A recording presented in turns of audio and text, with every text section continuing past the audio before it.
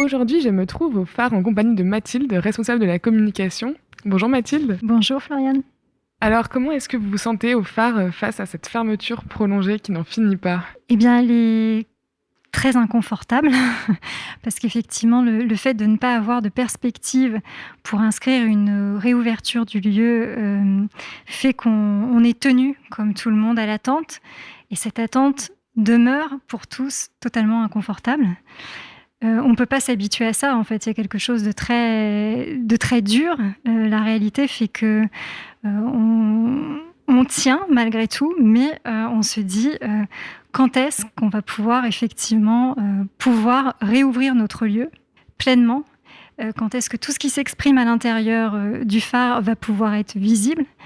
On est en huis clos, quoi. Il y a vraiment ce terme qui nous habite depuis des mois. Content par ailleurs de pouvoir continuer toutes les activités de résidence et de répétition pour les artistes, mais profondément aussi malheureux de ne pas pouvoir faire venir le public et que le public ait accès justement à ce qui se passe dans ce lieu en termes de création. Surtout qu'en ce moment, c'est un moment particulier normalement pour le phare, puisque c'est en ce moment que devait se dérouler le festival Fahrenheit. Déjà, est-ce que tu peux nous présenter Fahrenheit pour les auditeurs qui ne connaîtraient pas du tout ? Alors, le festival Fahrenheit, c'est un festival qui a lieu tous les ans sur 15 jours, qui est organisé par le phare et qui réunit de multiples partenaires culturels, mais pas que, havrais et normands. Et en fait, l'idée, c'est de créer un maillage pendant 15 jours, un temps fort qui rassemble des artistes, des compagnies nationales, internationales, et qui permet en fait sur ces 15 jours une visibilité forte de la danse, des nouvelles écritures chorégraphiques. Et donc dans l'idée, c'est vraiment de créer un temps où on appuie cette visibilité et où les artistes sont aussi bien mis en avant.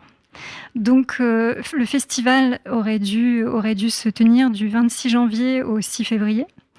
Ça aurait dû être la 9e et dernière édition de Fahrenheit en l'état, puisque notre direction, Emmanuelle Vaudine, donc la chorégraphe directrice, et Solène Racapé, entament cette année, en 2021, leur dernière année de mandat.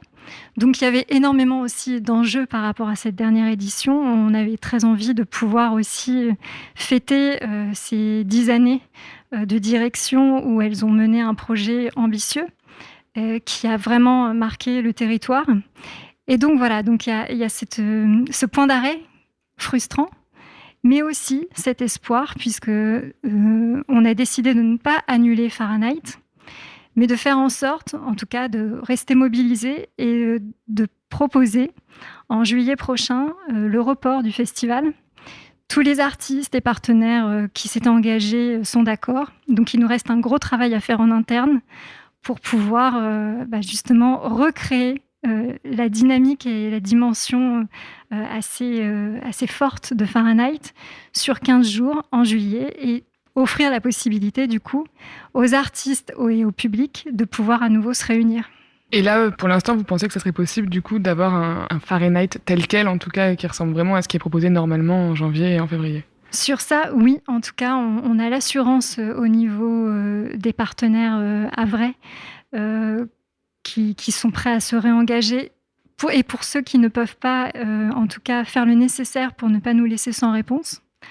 Donc oui, sur ça, on est confiant. Les artistes aussi, ils font leur maximum justement pour dégager des créneaux de disponibilité. Si par ailleurs, ils avaient des engagements, voir justement comment on peut jongler pour les accueillir malgré tout.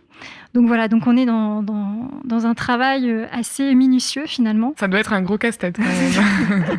où on doit essayer de garder l'essence de ce qu'on avait pu concevoir et faire en sorte de retravailler, de ne pas trahir ce qu'on avait pensé et de l'adapter aussi à la nouvelle réalité et à une nouvelle période, puisqu'on passe du coup sur une édition estivale de Fahrenheit.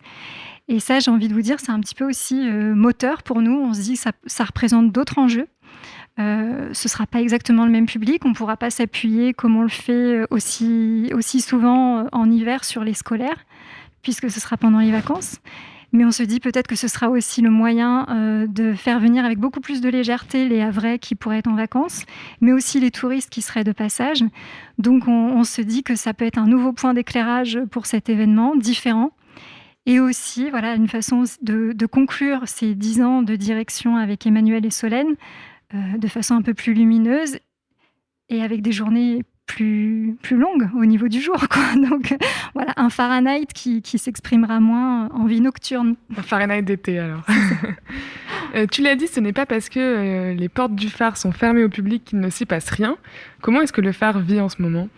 Alors le phare, il vit sur sa mission première. On est un lieu labellisé.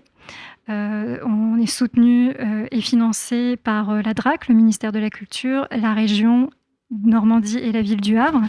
Et donc, la mission première de notre outil CCN, c'est de permettre la création et la diffusion des artistes, en premier lieu de notre directrice, Emmanuelle Vaudine, qui continue à travailler sur ces pièces, qui est d'ailleurs aujourd'hui en représentation pour des scolaires. Donc, il y a quand même des choses qui arrivent à se faire malgré ce contexte sanitaire.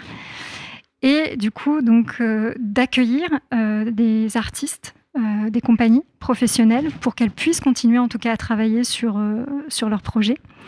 Donc il y a cette dimension qui est bien présente, qui reste présente au phare, qui ne se voit plus parce qu'on ne peut plus accueillir de public ou ni même de proposer des rendez-vous en pratique dansée, chose qu'on faisait assez fréquemment tout au long de l'année avec des masters phares ou des appels de phare.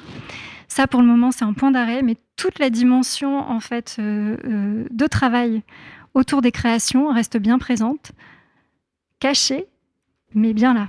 D'accord. Et enfin, je me demandais, pour les passionnés de danse qui du coup ne peuvent pas aller voir de spectacle en ce moment, est-ce qu'il y a un moyen en ligne, par des vidéos, des sites, de garder un lien avec la danse ? Oui, tout à fait. Il y a un portail qui s'intitule Numéridance, qui permet vraiment en fait d'avoir une vision sur la danse, l'histoire de la danse. Ça peut se résumer comme ça. C'est comme une espèce de cartographie de tout ce qui a pu se passer sur des décennies. Et aussi la possibilité de voir des pièces majeures, fortes, qui ont marqué l'histoire de la danse. Donc j'ai envie de dire pour les curieux, les curieuses, c'est vraiment un portail ressources qui permet de mieux comprendre l'esthétique de la danse et mieux de comprendre aussi son histoire, les enjeux, et de voir aussi les figures qui ont été importantes, que certains connaissent et que certains pourraient rencontrer du coup ou s'y intéresser. Donc j'ai envie de dire que ça, c'est exactement ce qu'il faut voir en ce moment pour y jeter un œil et découvrir aussi, se laisser guider. Et le portail est bien fait, on fonctionne vraiment d'année en année, c'est assez ludique. Donc voilà, je pense que c'est une bonne ressource pour ceux qui le souhaitent en attendant de pouvoir remettre un pied dans un studio, de s'essayer à une pratique dansée, ou même juste de venir en tant que spectateur. Ça peut être une bonne façon de rencontrer à nouveau la danse, en attendant que ce soit vraiment avec du vivant et du spectacle. Bah, c'est bien noté, Numéridance alors. Merci beaucoup Mathilde d'avoir répondu à mes questions. Bah, on a hâte de vous retrouver, puis on se donne rendez-vous en juillet 2021 alors. Volontiers, on vous tiendra informé avec grand plaisir. Ça marche. À bientôt. À bientôt.